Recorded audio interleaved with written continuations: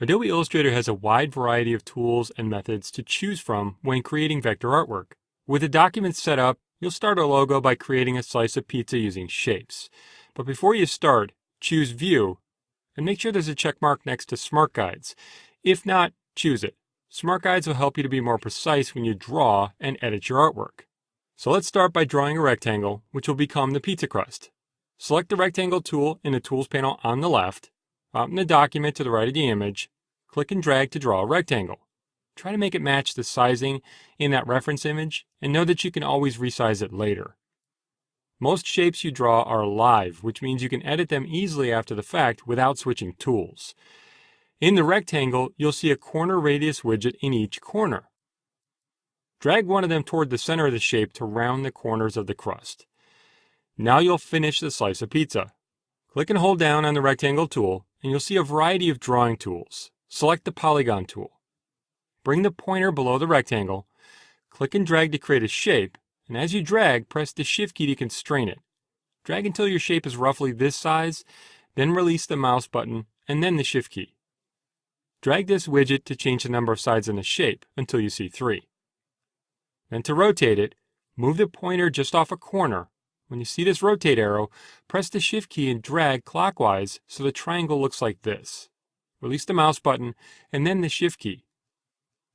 To resize the triangle, press the Shift key and drag a side or a corner point, looking at the pizza crust or the rectangle above, and make sure it looks something like this.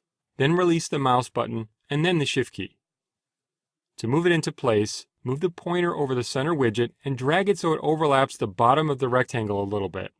You'll see magenta lines showing, which are a part of Smart Guides to help you align content. Make sure it's aligned with the center of the rectangle, like this. In the Properties panel on the right, click the Arrange button and choose Send to Back to put the triangle behind the rectangle. Next, you'll reshape the pizza slice a bit. After drawing shapes, you can easily edit them further. Select the Direct Selection tool in the Tools panel. Come to the bottom corner of the triangle and click the point to select it, then release the mouse button. Shapes in Illustrator are made of anchor points and paths, which are completely editable. Click and drag this point down a bit, but make sure it stays aligned with the center. The magenta Smart Guide that appears will help. Now you'll add some toppings to the pizza using a variety of other shapes. Let's start with some bell pepper. Select the Zoom tool in the Tools panel here, and click once above the pizza slice to zoom in. In the Tools panel on the left, click and hold down on the Polygon tool and select the Rectangle tool again. Drag to create a new rectangle that's about this big. This will be our pepper. Now you'll create some pepperoni. Click and hold down on the Rectangle tool and select the Ellipse tool.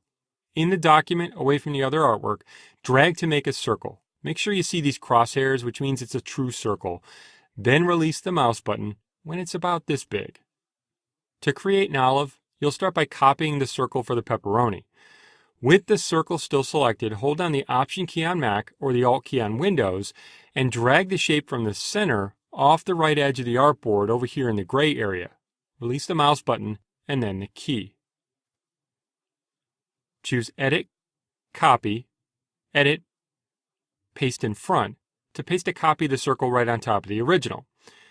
With the pointer over a corner of the box around the circle, start dragging toward the center to make it smaller. As you drag, press Option-Shift on Mac or Alt-Shift on Windows. When it's about this big, release the mouse button and then the keys. Select the Selection tool in the Tools panel and drag across both shapes to select them. Press and hold the Shift key and drag a corner toward the center of the shape to make it smaller. Release the mouse button and then the key. Now you'll use the smaller circle to create a hole in the larger circle. The Shape Builder tool in the Tools panel lets you intuitively combine, edit, and change the color of shapes. So select the Shape Builder tool, press the Option key on Mac or Alt key on Windows, and click the center circle to remove it from the center of the olive. You can see the gray color of the background through the middle now.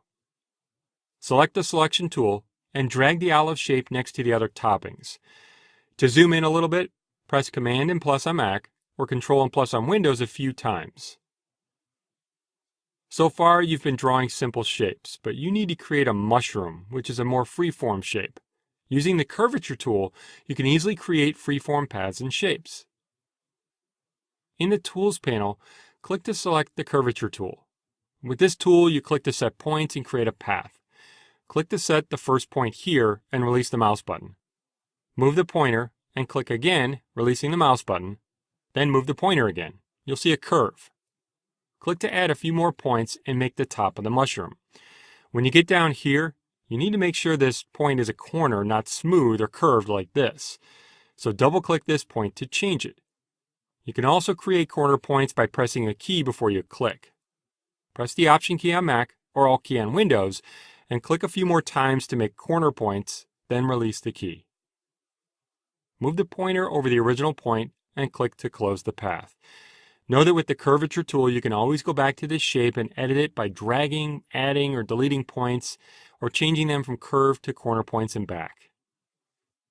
To save your file, choose File, Save. In Illustrator, there are a lot of ways to create the artwork you want, from basic shapes to complex paths. You now have the artwork you need to make the pizza logo. You can now take it a few steps further by coloring and assembling the pieces.